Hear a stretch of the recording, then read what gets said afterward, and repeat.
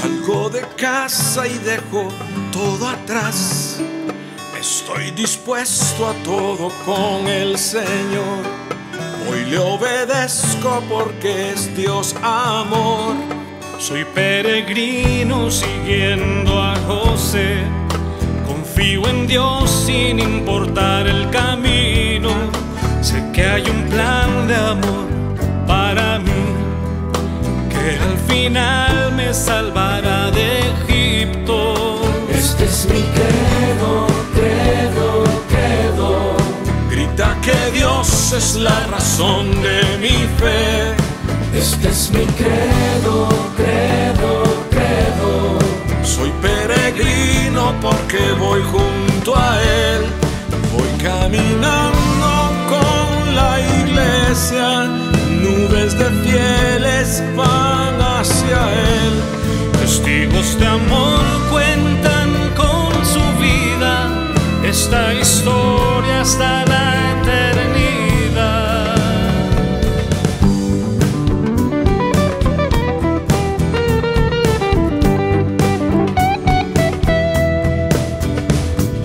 Credo, credo, credo. Credo, credo, credo. Credo, credo, credo. Soy peregrino con gente de a pie, santos sencillos que esparcen la fe. En Dios el Padre, en Jesús y el Espíritu, pueblo de Dios, iglesia peregrina. Este es mi credo, credo, credo. Grita que Dios es la razón de mi fe. Este es mi credo, credo, credo. Soy peregrino porque voy junto a Él. Voy caminando con la iglesia. Sé bien en quién creo con toda certeza. Unido al canto de María, los apóstoles proclamo la fe. Credo, credo, credo. Credo, credo, credo. Credo, credo, credo.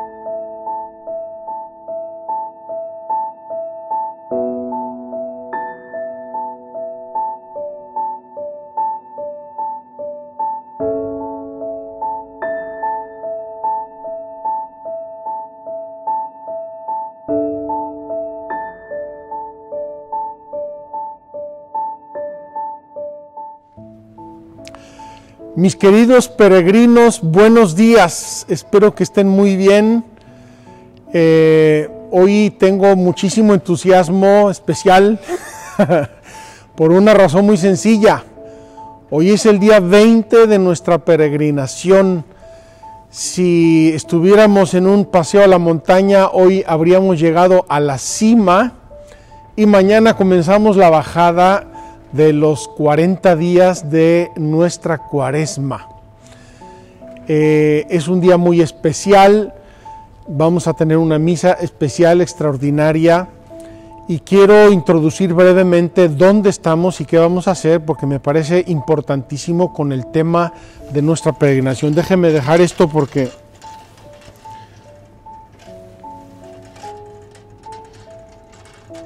así me siento más aguerrido.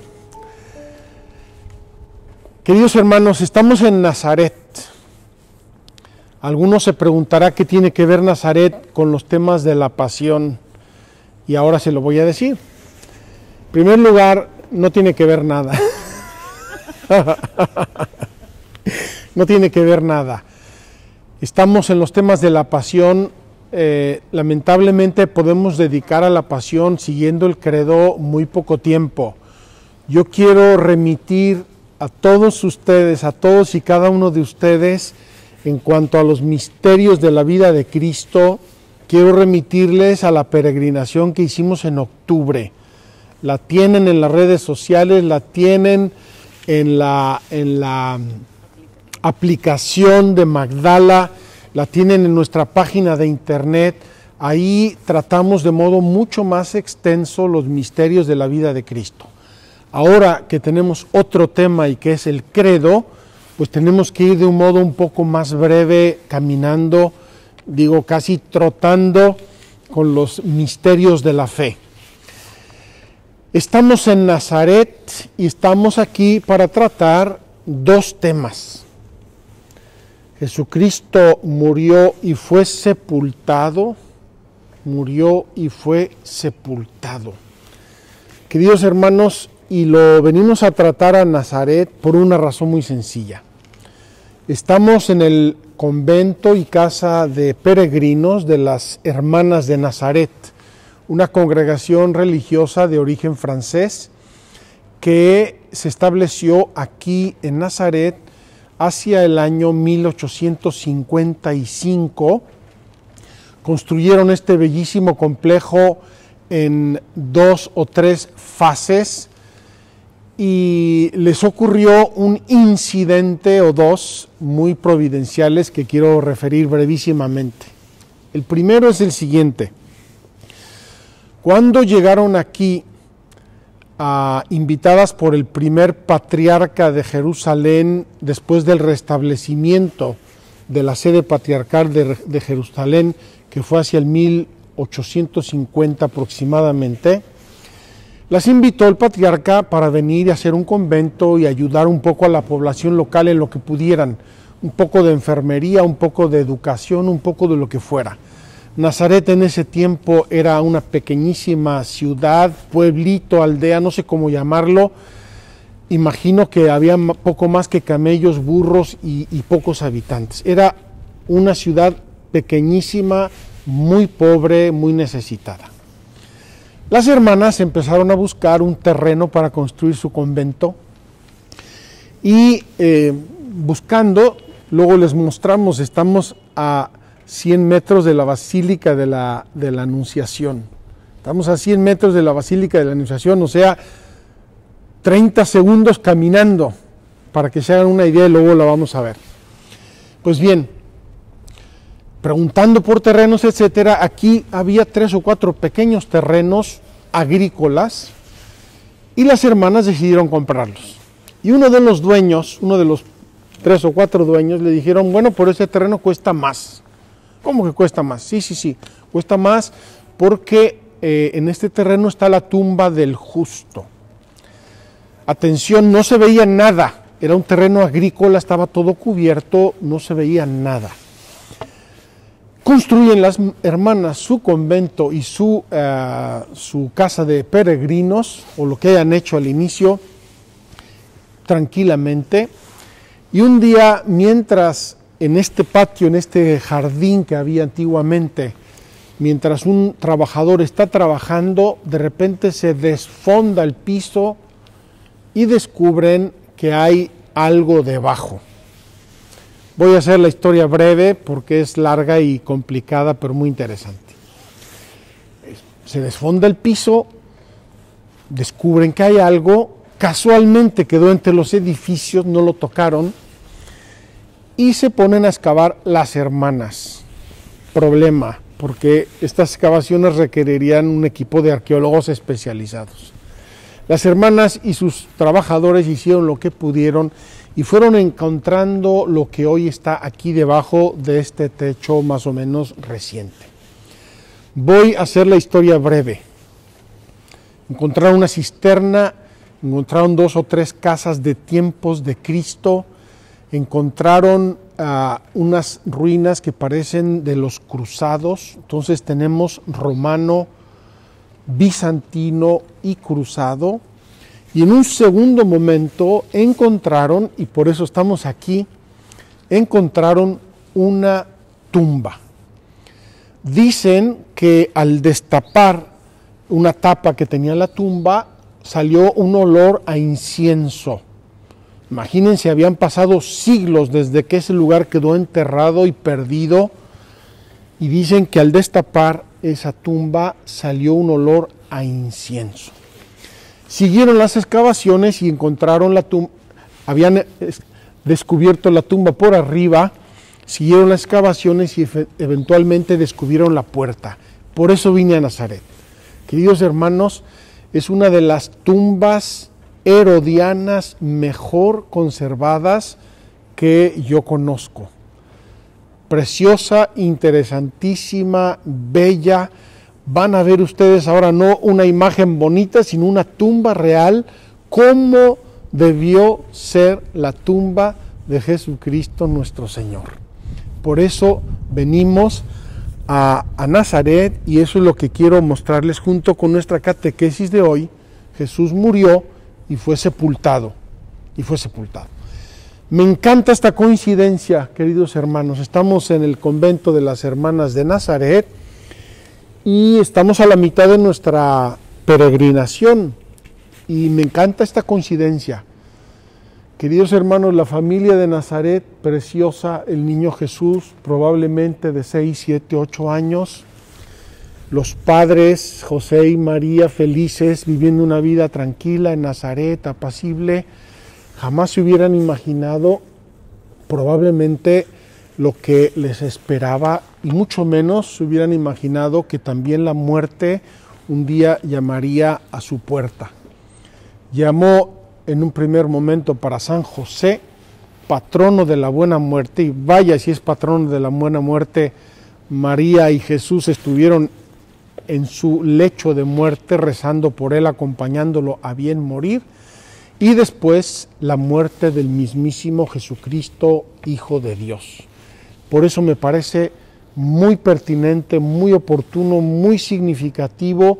Estamos tocando aquí, como ustedes pueden ver, ya muchos misterios de lo que hemos venido hablando, y sobre todo llegamos, voy a tomar una expresión del mismo Evangelio de San Juan: si el grano de trigo no cae en tierra y muere, no lleva fruto, pero si muere, lleva mucho fruto. Estamos en el centro de la peregrinación de nuestra fe, el día 20, y hoy vamos a depositar a Jesús en el sepulcro, porque murió, verdaderamente murió en su humanidad, murió, fue sepultado. Vamos a ver qué significa eso, y por eso mañana, si Dios quiere, vamos a resucitar con Él, y con la resurrección comienza toda una segunda parte de nuestra peregrinación y de nuestro recorrido en la fe. Acompáñenme, vamos a entrar en la así llamada tumba del justo. Hay una hipótesis poco fundada, poco documentada, pero no se puede excluir del todo que esa tumba del justo haya sido la tumba de San José. No lo podemos saber, pero extraña que cuando vinieron las hermanas en el año 1855 hayan comprado un terreno que por tradición oral se llamaba la tumba del justo. Si es la de San José, la vamos a besar por si es, y si no es, también nos da la idea de lo que es una tumba del periodo herodiano. Vengan conmigo y vamos a entrar en la tumba del justo.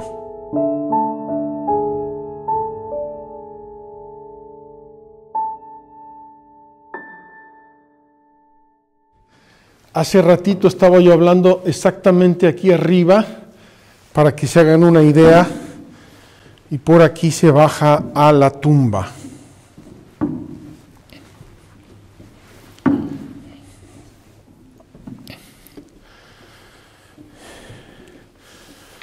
Aquí Aquí hay que bajar con atención.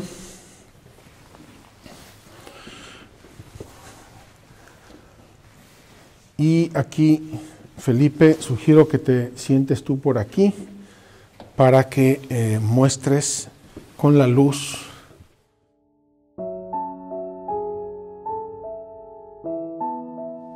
Queridos amigos, vean qué maravilla la piedra redonda que cubría la puerta de la tumba.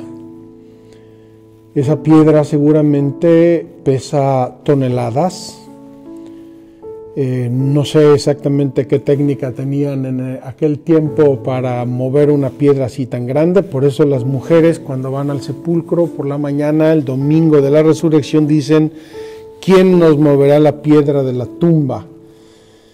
Entonces esa piedra se movía probablemente con unos palos, con unas cuñas, y dentro colocaban a los muertos.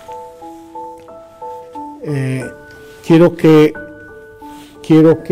se hagan una idea de lo que eran las tumbas en la antigüedad.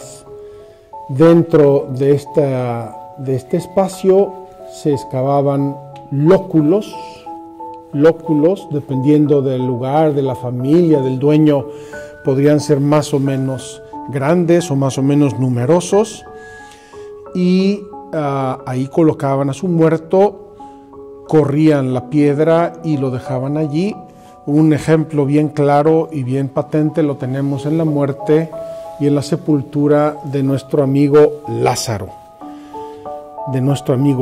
Cuando llegó Jesucristo a la puerta de la tumba, dice que ábranla.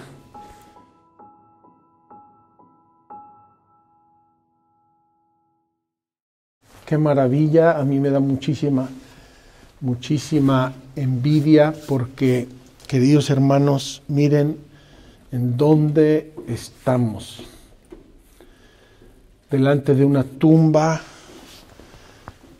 que con una cierta probabilidad fue la tumba de San José, con una cierta probabilidad, no podemos afirmarlo de ningún modo, en modo absoluto, pero que nos recuerda, es de tiempos de Herodes. Esa es la típica tumba herodiana. Ya les he dicho que hay muchas, yo conozco varias, pero pocas como esta, de bien conservadas. Se ve que después de lo que haya ocurrido aquí, no sabemos exactamente cuándo fue, etcétera, esta zona se perdió, fue cubierta quizá por lluvias, inundaciones o lo que sea, y quedó perfectamente conservada como la ven ustedes. Quiero dejarles aquí un momentito de reflexión. Vamos a meditar en nuestra catequesis. No sé si lo podremos hacer aquí o arriba, donde nos permita la hermana. Vamos a meditar en la muerte de Cristo. Cristo muerto, Cristo en el que conoció la sepultura, que conoció la tragicidad de la muerte, la separación del alma y del cuerpo en su humanidad. Queridos hermanos, voy a dejarles unos momentos. Pensemos en esos cuadros hermosísimos de la deposición de Cristo. Pensemos en la Pietà de Miguel Ángel, Cristo muerto, exánime, donde lo embalsamaron con prisas como pudieron, porque llegaba el sábado. ¿No acaso llegaba el sábado, queridos hermanos? Así como Dios terminó la obra de la creación en el sexto día y el sábado se reposó, también Jesús entró en el reposo eterno, el reposo de la creación. Y eso para nosotros debe ser también un valor, una verdad que considerar. Me voy a preparar un momentito, con el permiso de la hermana Estefania. Voy a colocar mis cosas. Les dejo aquí unos minutos piensen en la muerte y sepultura de Cristo, para que así nos preparemos a la alegría, al gozo de la santa resurrección.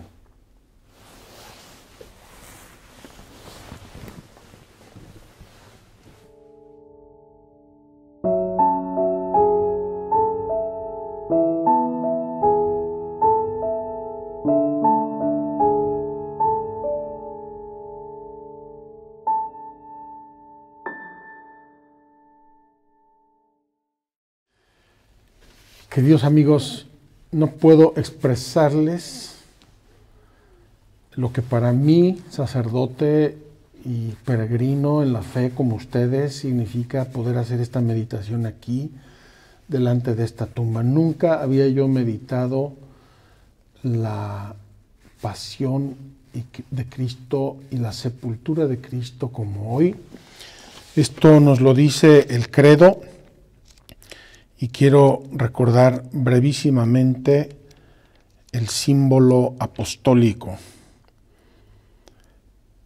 Padeció bajo el poder de Poncio Pilato, fue crucificado, muerto y sepultado.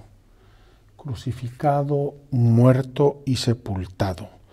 Y descendió a los infiernos. Vamos a hablar del muerto, sepultado. Y de muerto ya hablamos, vamos a hablar de fue sepultado y descendió a los infiernos.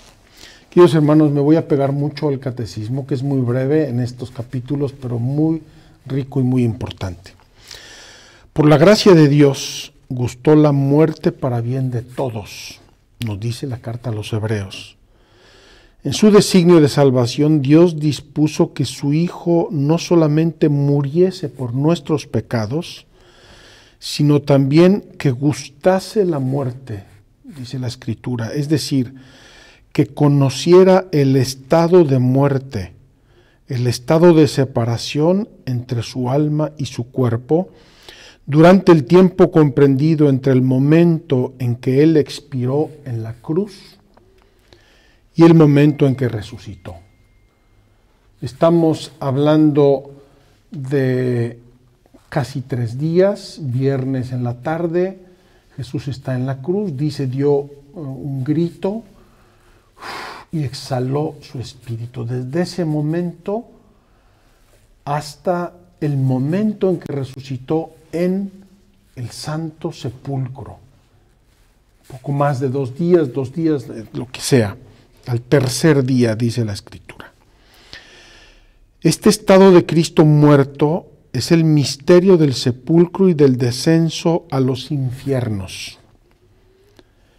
Es el misterio del sábado santo en el que Cristo, depositado en la tumba, manifiesta el gran reposo sabático de Dios, después de realizar la salvación de los hombres, que establece en la paz al universo entero. Queridos hermanos, he querido dedicarle la debida reflexión a este misterio de la fe, en primer lugar porque es parte del credo y lo creemos. Creemos que Jesucristo estuvo muerto, perfectamente muerto en el sepulcro. Primera cosa. Segundo, porque también el telón de la muerte para nosotros lo debemos considerar en la fe. Que no nos asuste la muerte más de lo que nos tiene que asustar.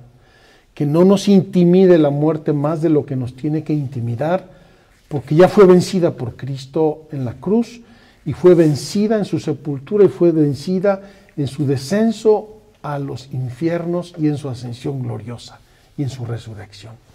Entonces, ¿qué tenemos que entender de este misterio? Dice así, el cuerpo de Cristo en el sepulcro.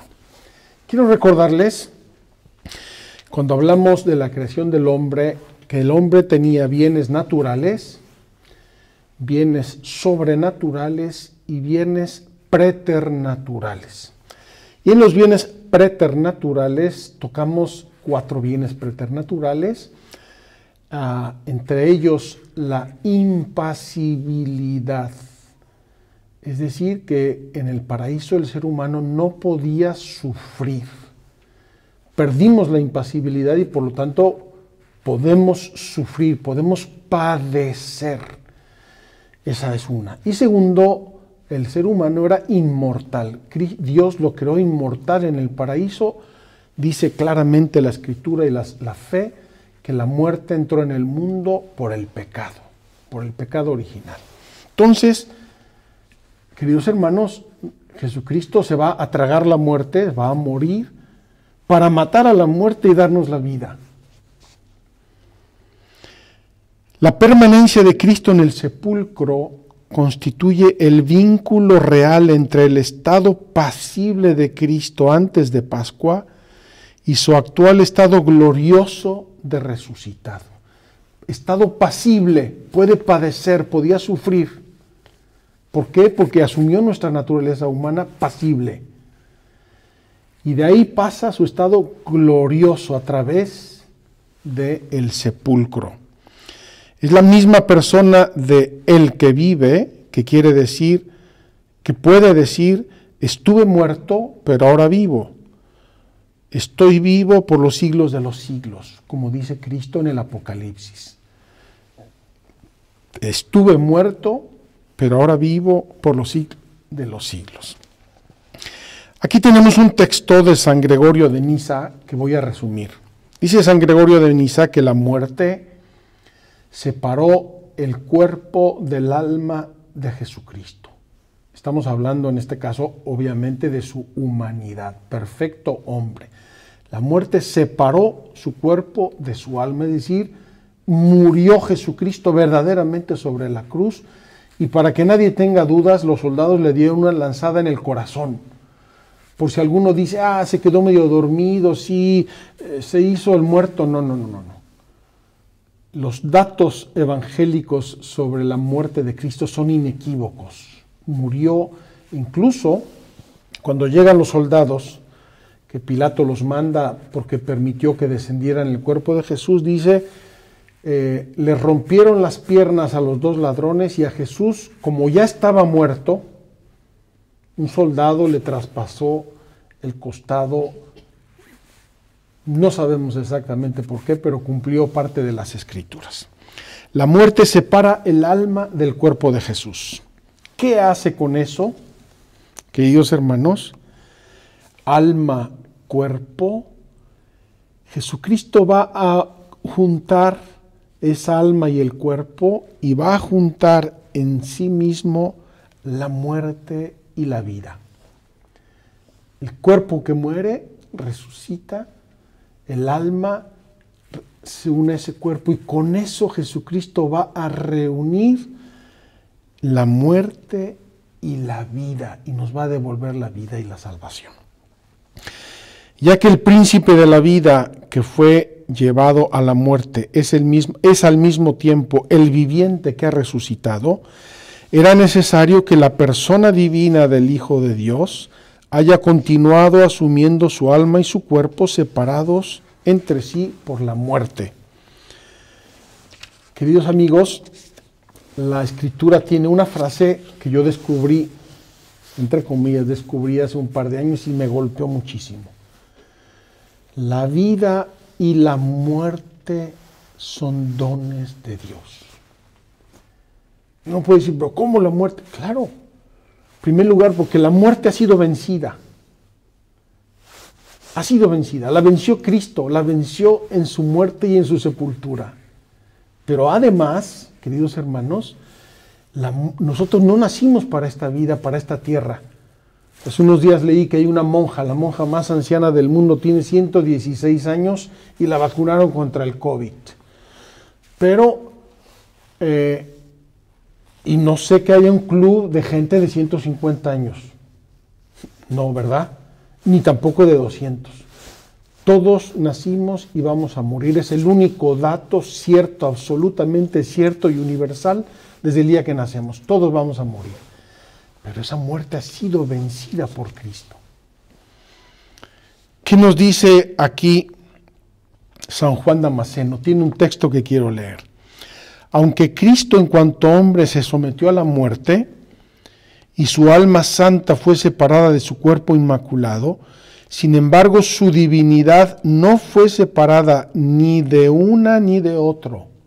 Esto es, ni del alma ni del cuerpo, y por tanto, la persona única no se encontró dividida en dos personas, porque el cuerpo y el alma de Cristo existieron por la misma razón desde el principio en la persona del Verbo.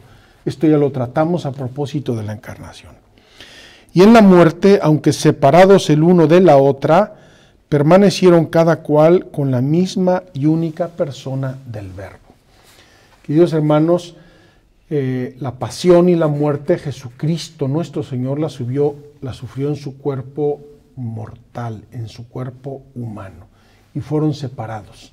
Pero tanto el cuerpo de Cristo que estuvo en la tumba, como su alma, y ahora vamos a ver dónde fue su alma, permanecieron unidas a la segunda persona de la Santísima Trinidad. Y esta unión, no lo he mencionado mucho, es un concepto teológico, es debido a la unión hipostática, es decir, naturaleza divina y naturaleza humana en Cristo, unidas en una única persona, que es la persona de Jesucristo, el Hijo eterno de Dios. No dejarás que tu santo vea la corrupción. La muerte de Cristo fue una muerte verdadera en cuanto que puso fin a su existencia humana terrena. Queridos hermanos, la humanidad de Cristo es una criatura, como todas las criaturas del mundo. Por eso nació de la Virgen María. Es una criatura y como tal tenía un fin. Y ese fin fue en la cruz. Su muerte puso fin a su vida terrena. Pero a causa de la unión que la persona del Hijo conservó con su cuerpo, este no fue un despojo mortal como los demás, porque no era posible que la muerte lo dominase. Y por eso la virtud divina preservó de la corrupción al cuerpo de Cristo. De Cristo se puede decir a la vez, fue arrancado de la tierra de los vivientes, y mi carne reposará en la esperanza de que no abandonarás mi alma en el infierno, ni permitirás que tu santo experimente la corrupción. La resurrección de Cristo al tercer día es el signo de ello, también porque se suponía que la corrupción se manifestaba a partir del cuarto día. Esta es una reflexión teológica y terminamos con este tema diciendo el bautismo, queridos hermanos, sobre todo en su versión original, es un morir cuando nos sumergen en el agua.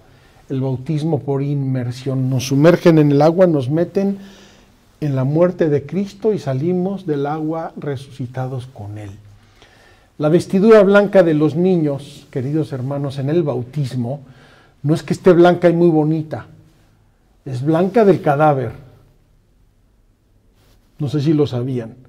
La vestidura blanca del bautismo es la blancura del cadáver. ¿Por qué? Porque expresa también que morimos al hombre viejo, morimos en Cristo y resucitamos con Él a la gracia, a la vida de la gracia.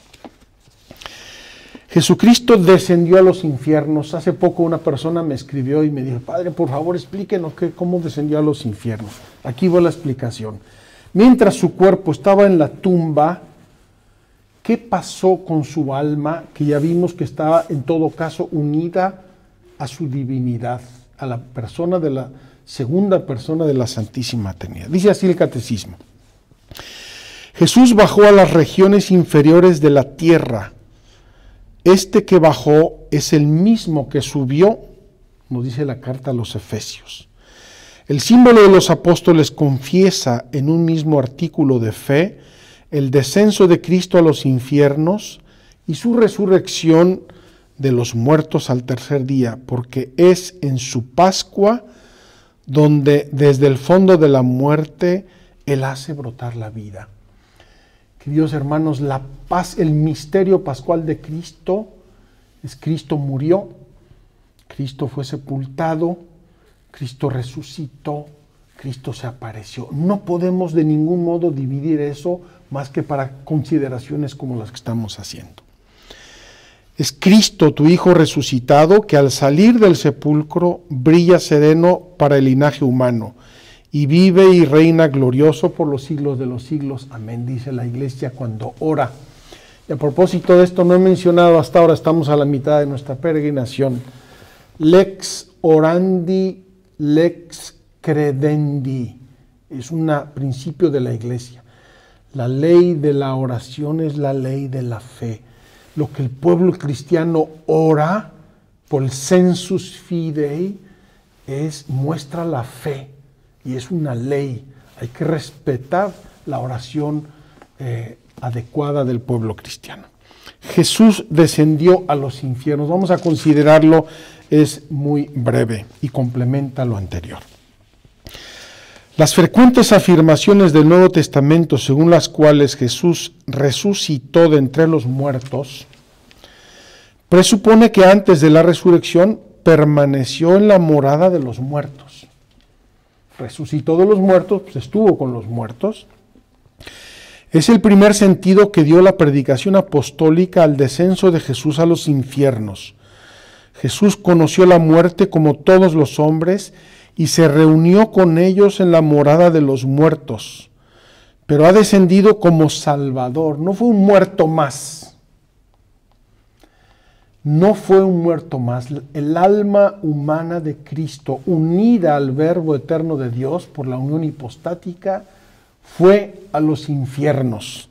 Fue en busca de los justos para llamarlos a la salvación eterna. Ha descendido como Salvador proclamando la buena nueva a los espíritus que estaban allí detenidos.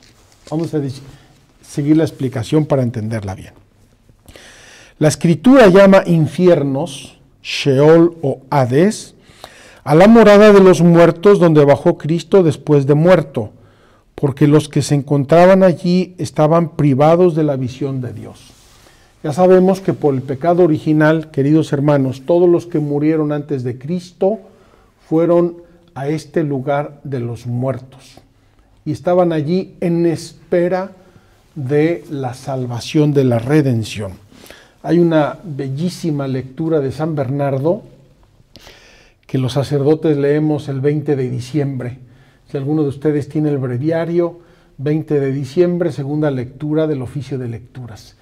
Y tiene que ver con Nazaret, porque San Bernardo pone a todos los que habían muerto antes de Cristo, a todos los justos, implorándole a la Virgen que acepte la encarnación para que entre la redención en el mundo. Es preciosa esa lectura.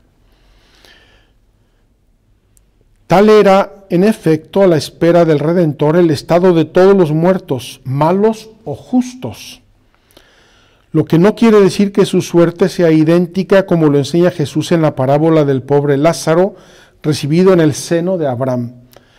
Son precisamente estas almas santas que esperaban a su libertador en el seno de Abraham, a las que Jesucristo liberó cuando descendió a los infiernos.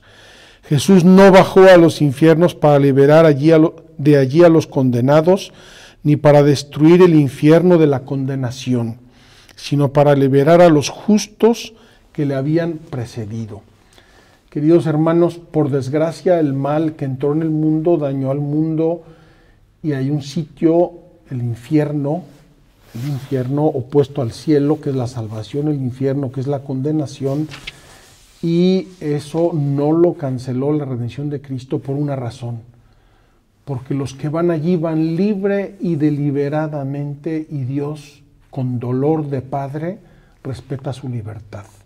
Eso pasó con los ángeles, el demonio y sus demonios, sus secuaces, y pasa con los que quieren y aceptan y se mueren en estado de pecado grave o en una situación contraria al amor de Dios.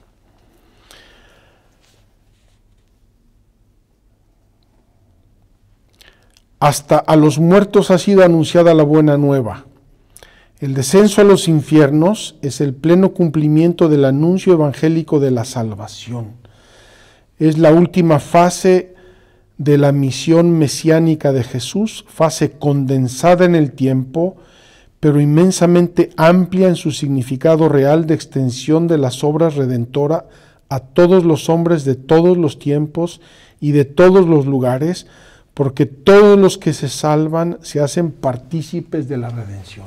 Es decir, cuando Cristo muere en la cruz y aniquila la muerte, los justos que habían muerto antes de él son sacados de este lugar de los muertos, seno de Abraham, lo llama aquí también, y son llevados al paraíso.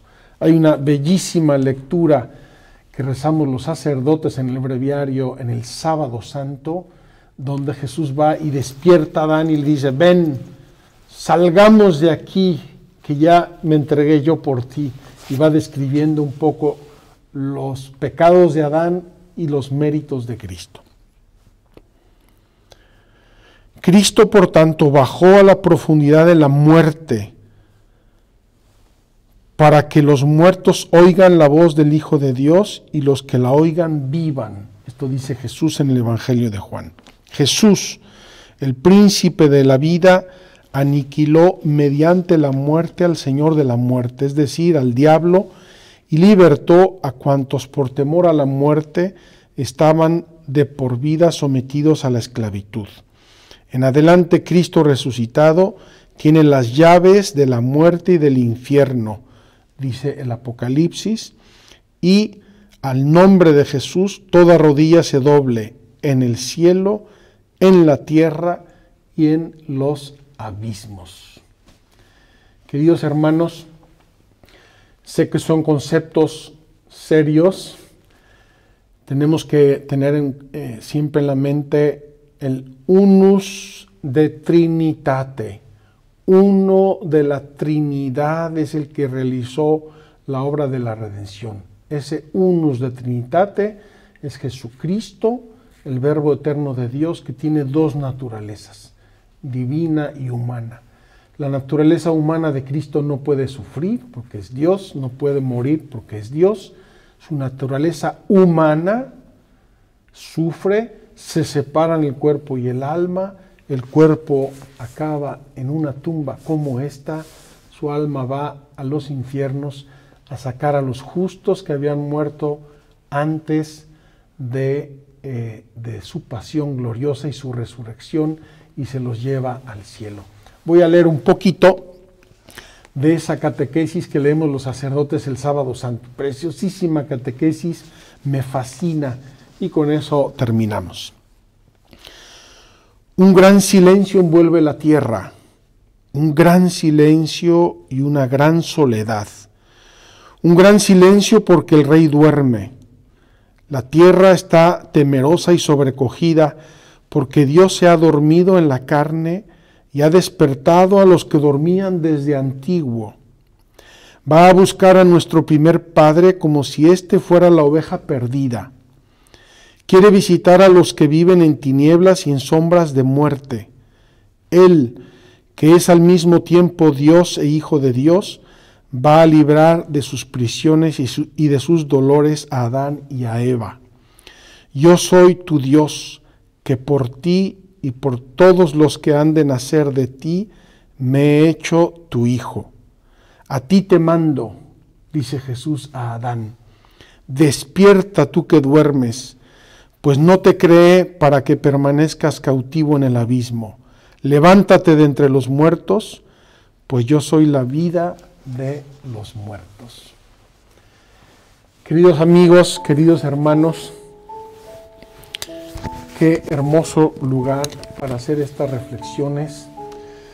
Una tumba que no nos da miedo, una tumba que nos da esperanza, una tumba que es el paso obligado de todos los seres humanos y por tanto también de Jesús en su humanidad para la eternidad, gracias a la resurrección de Jesús.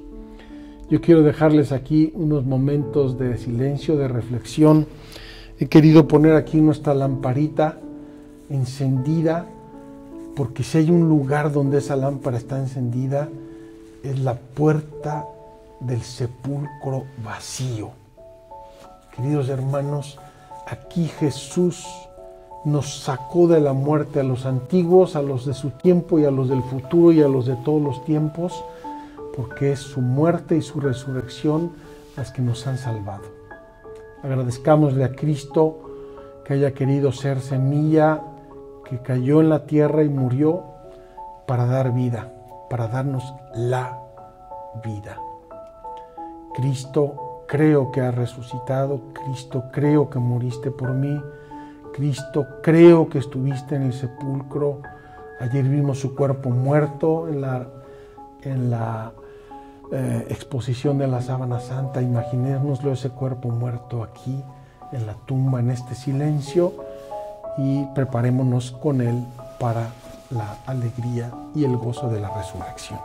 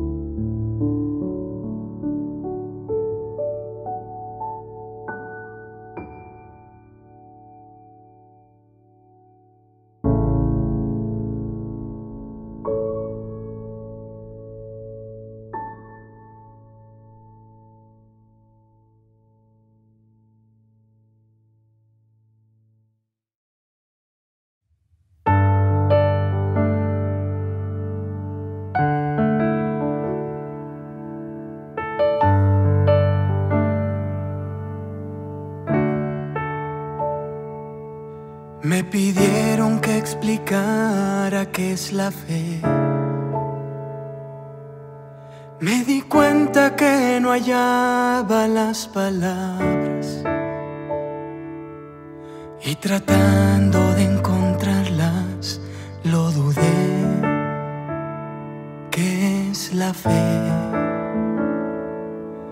Es creer que hay algo más que nuestra vida.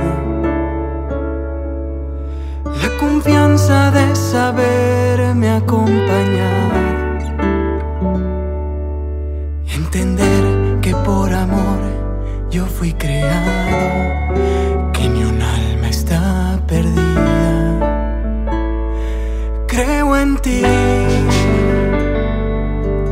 más allá de lo que veo y lo invisible. lo que creo conocer y lo imposible. Creo en ti, es por la fe que encontré la salvación, y es en la fe donde habita tu perdón. Yo tengo fe.